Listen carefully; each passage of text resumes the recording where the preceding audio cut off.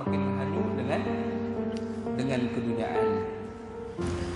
Selain pada itu juga saya nak kongsi bersama dengan semua jemaah sekalian berkaitan satu hadis daripada yang diriwayatkan daripada Imam At-Tirmizi. Hadis yang menyebutkan tentang 4 persoalan yang pasti akan ditanya oleh Allah Subhanahu wa taala. Ini soalan yang dah terkeluar dah. Soalan ni soalan yang dah umum semua tahu. Cuma adakah persiapan kita untuk menjawab persoalan tu? Kita dah ready. Hadis Nabi SAW pernah menyebutkan la tazulu qadama 'abdin hatta yus'al an arba'in. Nabi sebut kaki anak-anak Adam ni yang kita boleh pergi balik kampung, yang boleh main masjid, yang boleh pergi ziarah orang,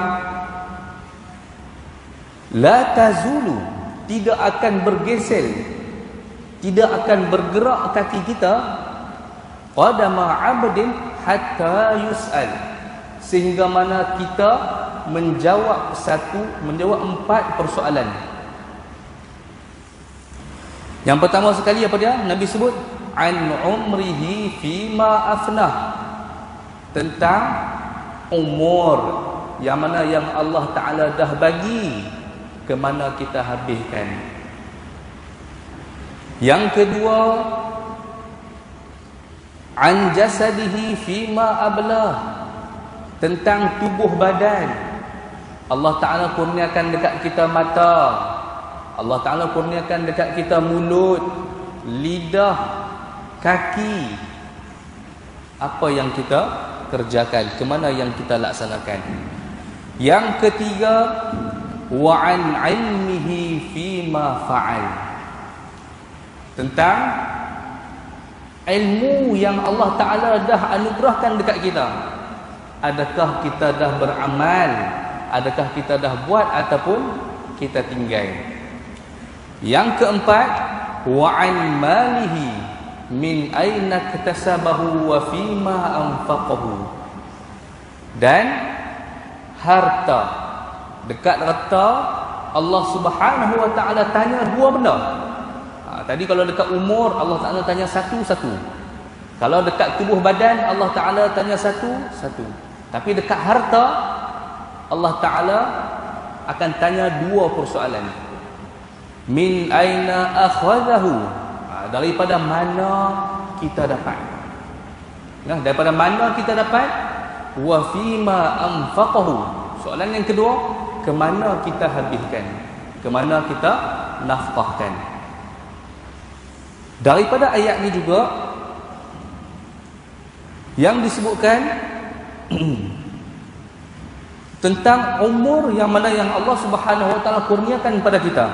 An umrihi fima afnah, maksud dia ai madza amilta mundu balaghta, apa yang kita dah kerjakan selepas mana kita baligh. Selepas mana kita baligh, tolong kita koleksi balik. Adakah masih ada solat-solat kita yang tak habis kita qada lagi?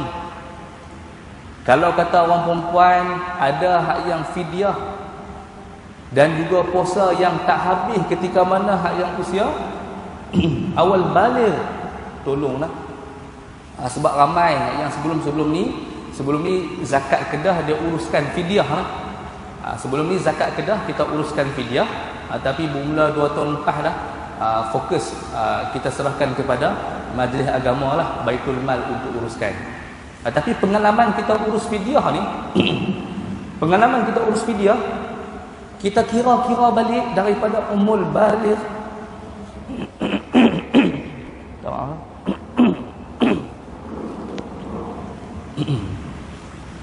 minta maaf, pengalaman lah kami jaga di kaunter. Kalau kata hak yang kaedah tanpa gandaan tu hingga sikit lah, kaedah tanpa gandaan. Kadang-kadang anak main tu Depa nak bayar fidyah untuk ayah dia bermula daripada baligh. Depa habaqlah kata nak ambil, tak apalah ustaz, kami nak ambil 30 hari lah. Anggap macam 30 hari. Nak ambil daripada umur muda sampai ke dia mati. Kalau kata kira tanpa gandaan, hak tu hingga sikit. Tapi kalau kata kira sekali dengan gandaan, kali dengan seringgit 8 kupang, satu mud, satu cupak tu, kali pula dengan gandaan berapa tahun dia tinggal, 50 tahun contohnya, hak tu sampai nak kena buat loan lah. Alah banyaklah. Tapi hari ni kalau kata siapa-siapa yang ada tertinggal, anak-anak dara kita ke, ayah-ayah kita yang uzur, waktu tu kena cek balik. Kemudian tentang umur tadi, wa asbahta fi dairati taklif, dan ketika itu juga kita dah sampai fatrah kita dah mukallaf. Addaita ma faradallahu alaika, adakah kita dah laksanakan apa yang Allah Ta'ala suruh kita buat? Wajtanabta ma haramallahu alaika, dan adakah kita dah meninggalkan benda-benda yang dilarang oleh Allah Subhanahu Wa Ta'ala? Hari ni benda-benda yang dilarang pada akhir zaman, yang itulah yang banyak orang duk like, banyak orang duk ikut, banyak orang duk follow.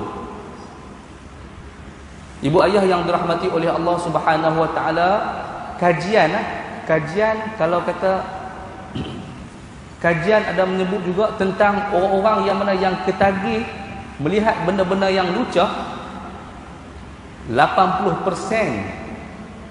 bermula daripada umur 10 tahun hingga ke 17 tahun, kiranya daripada darjah 5 sampai ke tingkatan 5, 80% anak-anak muda kita, generasi muda kita mula dirosakkan pemikiran dengan melihat benda-benda lucah dalam keadaan sengaja. Jadi Islam nak bawa tazkiyatul anfus, Islam nak bawa tarbiyah hati. Tiba-tiba hati kita dah ditutupi dengan benda-benda maksiat, benda-benda yang mengganggu untuk nak khusyuk dalam sembahyang, lagi-lagi jauh lah. Kemudian Allah Ta'ala akan tanya juga wa'an jasadihi, tentang tubuh badan kita, kemana kita laksanakan, kemana kita kerjakan. Fa'in ablahu fi ta'atillah, kalaulah kita laksanakan segala hak yang tubuh badan kita ni pada taat kepada Allah, sa'ida wa naja, maka kita akan berbahagialah ketika tu, wa naja, dan kita akan berjayalah, ma'an najihin, bersama dengan orang-orang yang berjaya. Wa in abla jasadahu fi ma'siyatillah, kalaulah jasad kita, tangan kita, lidah kita, hati kita, kaki kita duk cenderung duk buat benda-benda maksiat,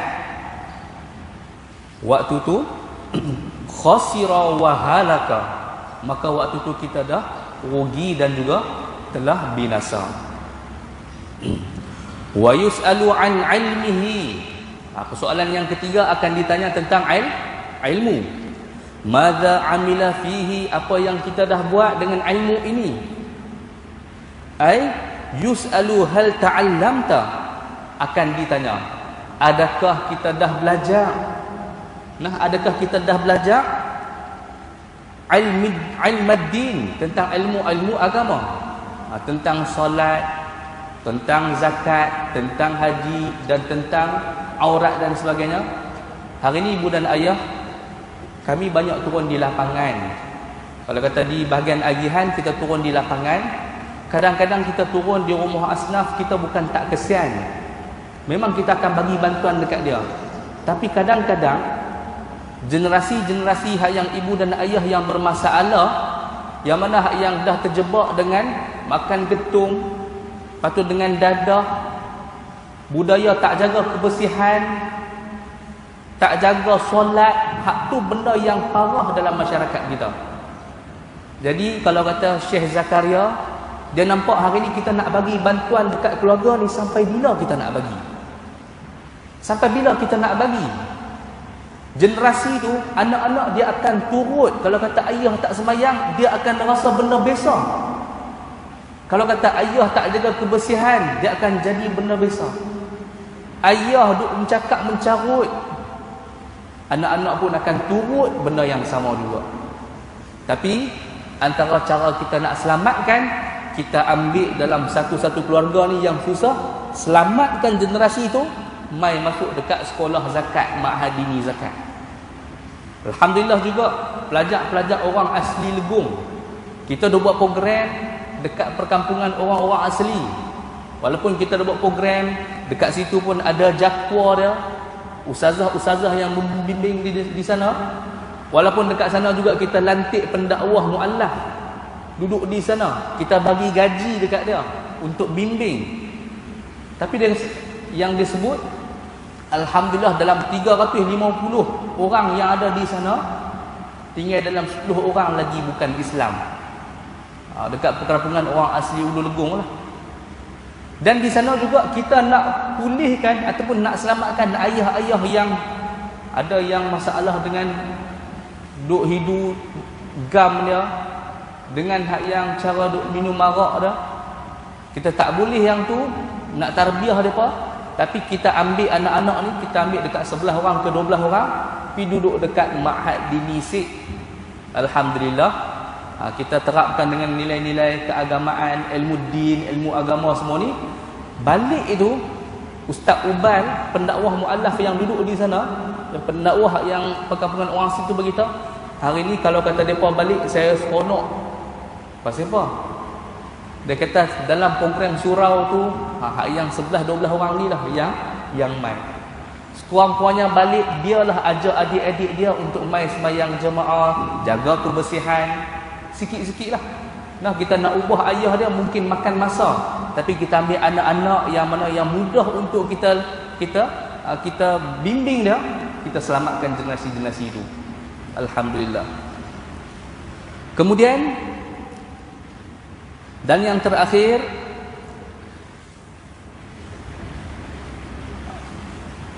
tentang annal insan, sesungguhnya manusia, yus'alu yaumal qiyamah 'anil mal. Manusia akan ditanya tentang harta, alladhi fi yadihi fid dunya, yang mana harta ada dekat tangan dia ketika mana di dunia. Fa in kana akhadahu min tariqin ghairil haram, kalaulah dia dapatkan harta tu melalui jalan yang bukan haram, bukan yang dilarang, la yakunu alaihi muakhadhatun, lakin bi syartin an yakuna ma anfaqahu fi amrun abahatul syara'. Yang penting kalau kata dia dapatkan satu-satu harta tu dengan apa yang diharuskan dalam syarak, yang tu dipuji oleh Allah Subhanahu wa taala. Ibu ayah yang dirahmati oleh Allah Subhanahu wa taala, daripada apa yang kita dapatkan pada hari ini, mudah-mudahan 4 persoalan ni kita mampulah untuk menjawab dan juga mampu untuk kita ready dalam menyampaikan ataupun dalam kita mempersembahkan di hadapan Allah Subhanahu wa taala. Dan akhir sekali, berkaitan tentang harta, suka untuk saya peringat juga kepada ibu dan ayah, dah kita main ni di bawah kerja-kerja di zakat. Siapa-siapa yang mempunyai pendapatan simpanan, KWSP, saham, emas yang melebihi daripada nisab semasa, melebihi daripada nisab 85 gram emas, maka waktu tu kita dah kaya di dalam agama Islam. Dalam Islam bermakna kita dah kaya. Makna kata duit ringgit Malaysia tu RM20,000 ke atas, maka waktu tu kita kena bayar zakat. Baru-baru ni pula ada orang pula duit KWSP. Tolong peringat tentang harta kita. Nah, duit KWSP, kalau hari ni kita betul-betul tak ada, betul tak ada apa dah, yang ada pun sekarang tu saja dapat 10,000, yang tu tak kena zakat lah. Tapi kalau kata dia dapat 10,000 tu, dia duk simpan lagi, dia duk buat duk beli barang-barang yang tak perlu sangat pun.